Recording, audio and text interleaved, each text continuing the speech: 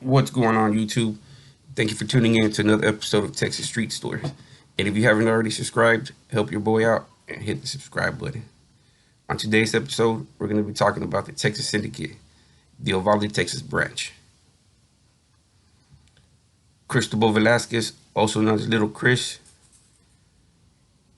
Raul Rodriguez, also known as Fat Boy. George Sanchez, also known as Curious. And Mike Casano. This is about their involvement in racketeering activities centrally involving violence, murder, and the distribution of drugs on behalf of the Texas Syndicate gang in Uvalde, Texas.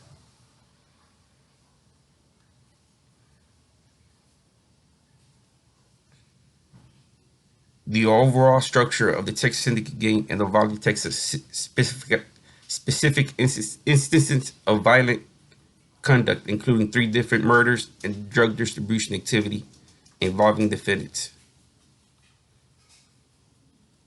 The Texas Syndicate was spawned in the California prison in the late 1970s by Texas inmates. The Texas Syndicate presence has now spilled over to prisons throughout the United States, into the Texas cities of Houston, Hondo, Dallas, Austin, Seguin, Uvalde, San Antonio, Belton, Corpus Christi, McAllen, and Brownsville. The gang is referenced by its members in various ways that play on the letters T and S. Ese y Te, Tejano style, Sindicato Tejano, Texas Syndicate. Members also refer to themselves as the Cuernos, which is Spanish for horns. Chapters of the Texas Syndicate exist in different prisons and cities. Each chapter operates under the Texas Syndicate umbrella, but is autonomously led by the respective Texas Syndicate leadership of the chapter. If a member moves to a different chapter, he has to be cleared by the prison or city that he has moved to before he can continue to participate in Texas Syndicate business. This process, resembling a background check, is called running the lights. Texas-born Mexican-American males are the predominant members of the Texas Syndicate. One of the rules in the Texas Syndicate Constitution, or reglas de la ST, is that to become a cuerno, you must be a Tejano Mexicano. Other reglas del STT, provisions that the crowd upon the facts of this include: once you become a cuerno del ST, you must put the copy on. Not anymore, it's your choice. Once you become a cuerno del ST, you must know it's por vida, no way out. A cuerno del ST will come first in everything. There will be no excuses. No one, friends, homies, cousins, blood family, or God will come before el ST. All decisions will be made by majority. Every cuerno has the right to vote. When a cuerno requests the vote to be taken for someone to enter el ST, and that person becomes a cuerno, then the cuerno sponsoring him, the new cuerno, will be responsible for him. Be careful whom you recruit. If there's any deals with drugs, money, or any type of profit, we will share with the cuernos. If you use your personal money, you get your money back first. Make sure you tell the cuernos what you're doing so that there won't be no misunderstandings. And every prospect will be investigated throughout the system and wherever there are cuernos. Each Texas Syndicate chapter is led by a top carnal, essentially acting as the chairman of the chapter, called a sillon. One is not a full member of the Texas Syndicate until he is a carnal, and an individual has to be a prospect for a probationary period of 1 to 3 years before becoming a carnal. The sillon is followed and ranked by lieutenant, sergeant, representative, treasurer, carnal, and prospect. To become a member, an individual must be sponsored and recruited by a current member in good standing, who will serve as that individual's padrino or godfather. After becoming a Texas Syndicate member by unanimous vote of the chapter, that individual is a Texas Syndicate member for life and permitted to participate in all Texas Syndicate business and privileges. Memberships include the ability to vote at Texas Syndicate meetings. Only a Texas Syndicate member is permitted to pose as a Texas Syndicate member with other members in photographs. Texas Syndicate chapters frequently Decimate group pictures to one another with their members' names on the back of the photographs to keep track of the different members across the Texas Syndicate organization. An additional rite of passage to become a member is getting the Texas Syndicate copia, which is a tattoo showing allegiance to the gang. The prototypical copia to signify the Texas Syndicate membership is a stacked intertwined TS. If someone has the TS Syndicate tattoo without actually being a member, he could be killed. Other forms of the tattoo signify membership span from the plain spelling of the words Texas Syndicate or Cuernos to duplications of horns, longhorns, a serpent shaped in the letter S, the University of Texas Longhorns logo, and the NFL Houston Texans logo. 11 of the 15 indicted co-conspirators pleaded guilty. The 4 individuals who did not plead guilty are defendants. Some of the co-conspirators became government witnesses to testify against defendants. At both trials, the conspirators testified that they could be killed for testifying against another Texas Syndicate member. Velasquez, Rodriguez, Sanchez, and Casino are members of the Texas Syndicate in Uvalde and began their membership in late 1990s or early 2000s. Rodriguez, Casino, Casisano, and Sanchez also served as padrinos for prospects at different points from January 2002 to September 2011. Defendants were stated to have actively participated in selling and distributing cocaine on behalf of the Texas Syndicate. Confidential informant testified that on one occasion he was commissioned by his padrino, Sanchez, to pick up a kilogram of coke for Sanchez behind a movie theater. The cocaine had a street value of $24,000. Confidential informant brought the cocaine back to Sanchez's house, where Sanchez took confidential informant to Sanchez's brother-in-law's house to break down the cocaine. Sanchez compensated the informant and cocaine for picking up the drugs. In October 2002, Rodriguez, Sanchez, and other Texas Syndicate members were said to have voted at a Texas Syndicate meeting to have followed Texas Syndicate member Mata murdered. Mata owed a drug debt to another Texas Syndicate chapter. Because Mata was a member in the Uvalde chapter was responsible for him.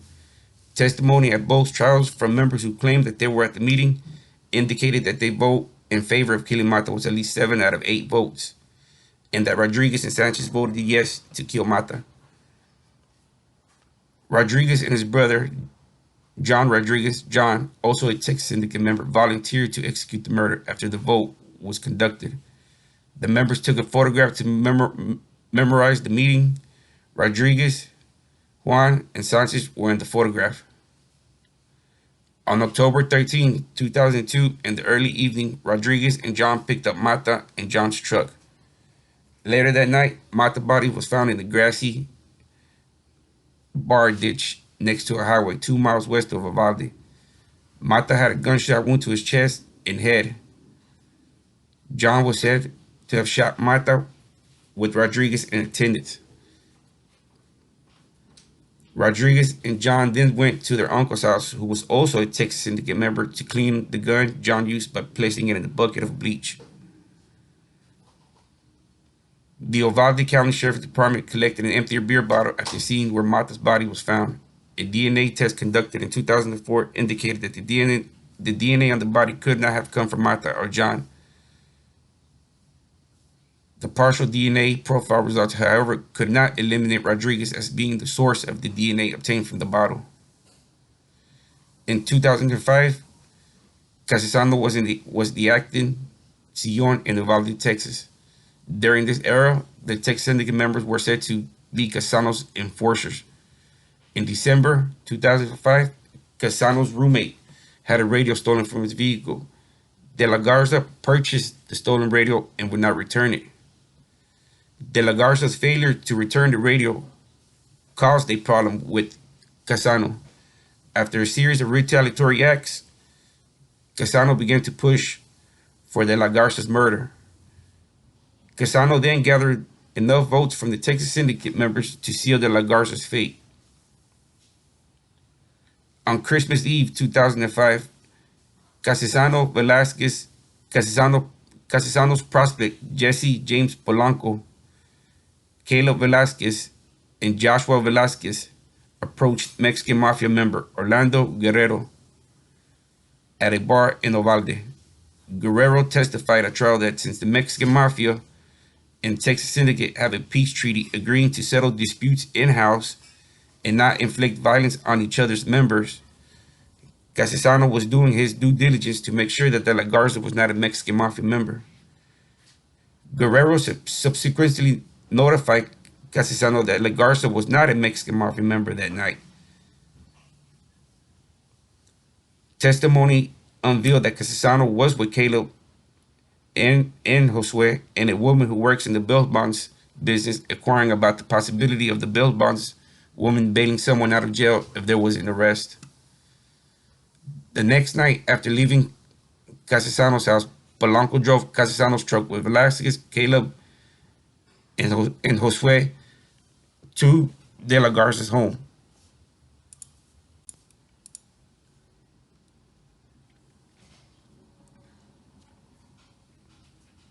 The group forced their way into the home, and Velasquez began beating De La Garza, while Velasquez beat De La Garza. Caleb shot De La Garza in the chest and forearm, killing De La Garza. Velasquez was advertently shot in the leg during the incident. Velasquez, Caleb, Josue, and Polanco were subsequently arrested because of their suspected connection to the De La Garza murder. Velasquez pleaded guilty to aggravated assault of the De La Garza and stayed in court in 2007, and Caleb and Jose were convicted of the murder of De La Garza in state court.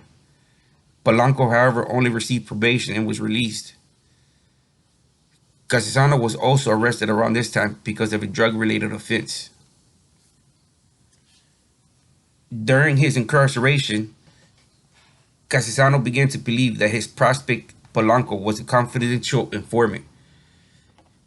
Casesano began to push for Polanco's murder from jail.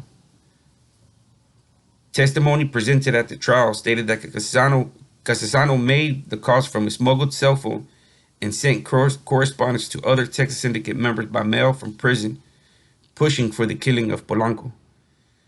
In November 2009, Sotero Rodriguez Martinez, the Sillon in Uvalde at the time, approached Texas Syndicate prospect confidential informant, stating that Casesano continued to push for the murder of Polanco. Martinez told informant that he wanted him to execute the murder. A couple of months before this discussion, confidential informant testified that his padrino Sanchez stated that he might ask him to do something that he could get life in prison or the needle for doing. On November 9th, 2009, confidential informant went to Polanco's house in the early morning, and once Polanco opened the door, confidential informant shot Polanco in the chest 2 times. Confidential informant additionally shot Polanco in the face to ensure his death. Confidential informant stated that the killing was completely directed by the Texas Syndicate. In December 2009, the FBI began to conduct an investigation of the Texas Syndicate in Uvalde.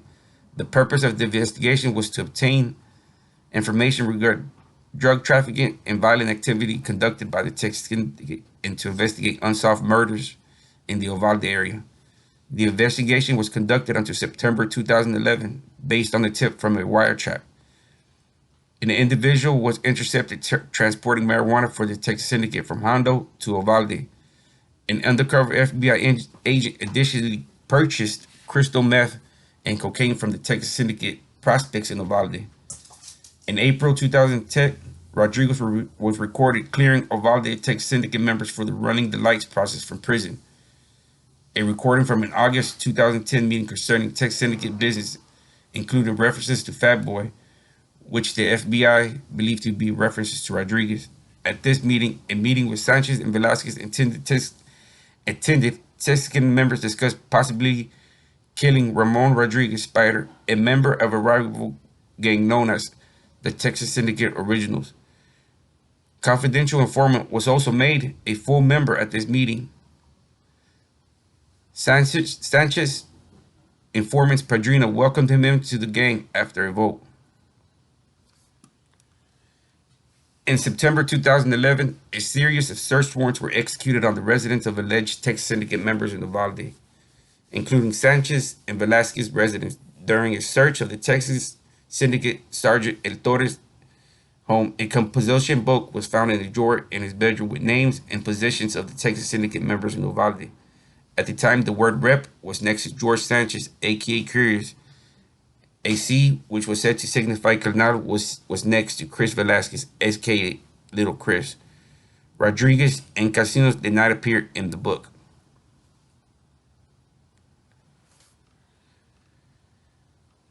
They also said that they conspired in the bank robbery at HEB in Uvalde, but they weren't able to prove that. They just got information that they got away with, I think, $3,000-4,000 from the HEB in Uvalde.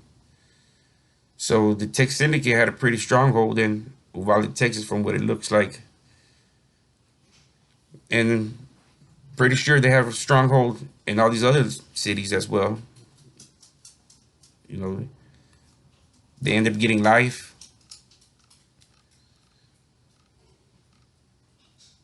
Thank you for tuning in. Hope you liked the story. If you haven't already subscribed, hit the subscribe button. And I end this message. Just be yourself. You don't want to be something you're not, and you regret it at the end of the day. You end up doing something, or you end up in a place you regret for just not being yourself. So at the end of the day, just be yourself.